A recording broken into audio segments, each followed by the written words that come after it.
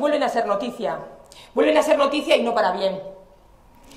De donde yo vengo, de Galdakao, padecimos una situación muy similar. El cierre de Formica. Sé lo que es detrás del cierre de una empresa emblemática para la zona y estratégica para la zona, lo que hay detrás. Sé del sufrimiento de las familias. Sé de eso, y eso también es humanidad, y también eso es político. Egoera horren aurrean, instituzioek erantzun bat behar dute, eman behar dute. Ez da onargarria esatea, enpresa eta langileen arteko arazo bat denik.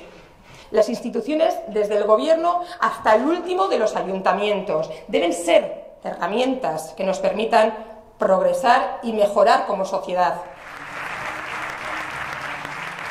Urrats bat aurrera emateko unea heldu zait. Barakaldarron bizitza hobetzeko asmoz. Nire ustez, EH Bildu da bide horretan sakontzeko tresnarik hoberena. Guztiok hobeto bizitzeko Barakaldo justuago baten alde.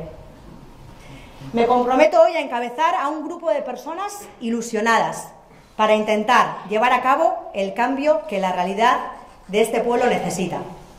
Los nuevos tiempos que vive nuestro pueblo exigen una nueva forma de hacer política y de tomar decisiones, y este será el objetivo de los próximos años. Zaharkituta dagoen sistema politiko bati freskotasuna emateko. Marketing, hirigintza proiektu erraldoiak, asfaltoa, edota entzufismoa eta privatizazioak eredu dituen sistema bat. Barakaldo aldatu beharra dagoelako urrats hau aurrera ematea erabaki dut. Aurrera, Barakaldo. Aurrera, EH Bildu.